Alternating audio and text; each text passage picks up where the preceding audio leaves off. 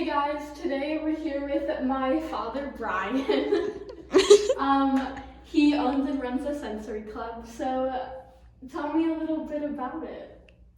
Well, the Sensory Club is a club that's specifically designed for people with special needs and people that are on the spectrum.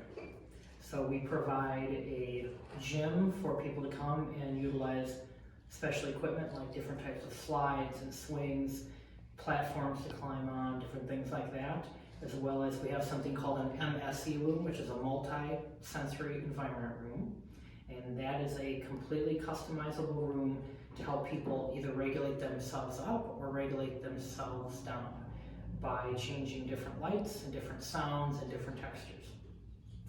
Cool. When did you come up with the idea of the sensory club, or when did you get started with it?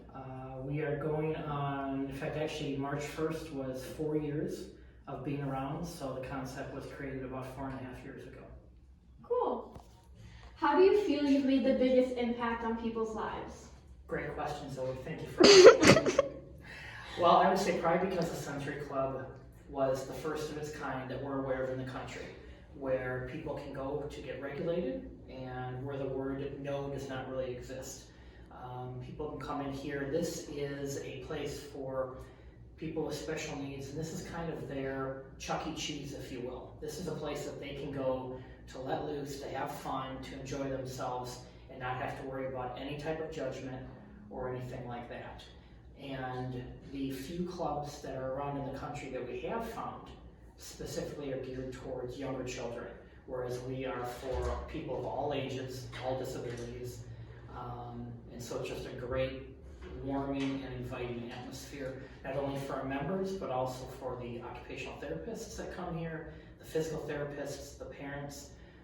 All of these people are creating different types of relationships when they come to the club. And they're relationships that are probably much more difficult to try to come up with and create outside of these four walls. That's amazing. Do you have any future plans for the sensory club? Another great question. Yes, we do. I'm happy to report that we just franchised the club as of last week. So we are going to be having 4 locations in Colorado, as well as we're hoping to expand across the country, as well as additional locations in Milwaukee and Madison yet hopefully this year. Amazing. Why want to start the sensory club? Well, that's a good question, Zoe. I started the Sensory Club because I had a friend who had a son with autism, and one day they started buying swings and mats and things for their apartment, and I asked them, why don't you just take him somewhere rather than spending all that money? And they said places like that don't exist, and I said, then maybe I should open one.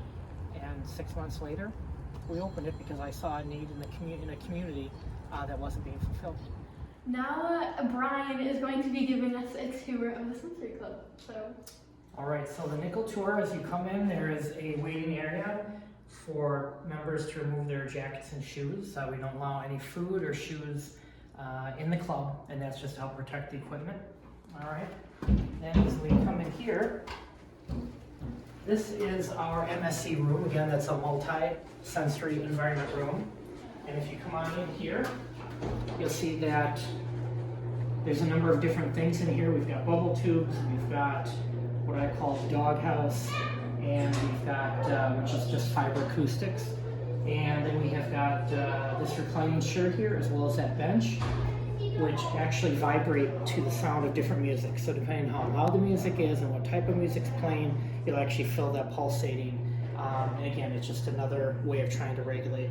And then we've got a oil wheel here that can be adjustable, and that oil wheel is continually turning, and as the oil heats up, in theory, you never get the same shape twice. Okay, we've got a couple members coming in right now that you'll see, and here's our lounge. And here are some of our members right now. How you doing, guys? Back in here, we've got our small transition gym, which is more just some balancing things. And right here is our world famous, yes, I said world famous, ball pit, which normally would have 10,000 balls in it, but because of COVID, we had to shut her down. COVID-19.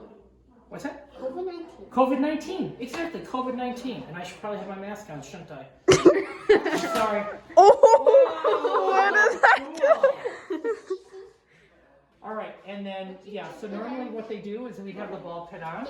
The balls go in through the target right there. They go around the outside, they drop behind the wall, and when they go behind the wall, they actually get cleaned with infrared light, which is a better cleaning solution than bleach.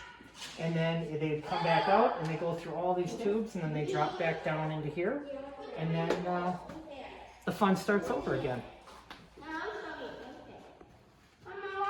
And these two members right here are King and Queen, and then one of their friends. And then this right here is our large gym. And this gym right here, again, different types of climbing. You've got different balancing things. You've got balls. You've got things to jump on and jump through. In the back there, we have what used to be a trampoline. And we've got the red swing there, which is a really, really good swing for people that are in a wheelchair. Very easily accessible. And then in the back there, that swing is made of something called Lycra. And Lycra is almost like a spandex material. The reason it's sitting so high is because when you get in, it actually drops and falls. And there's 4 layers of Lycra, so people can actually climb between the different layers. And each layer, you dip a little bit farther down each time. We are concluding this video now.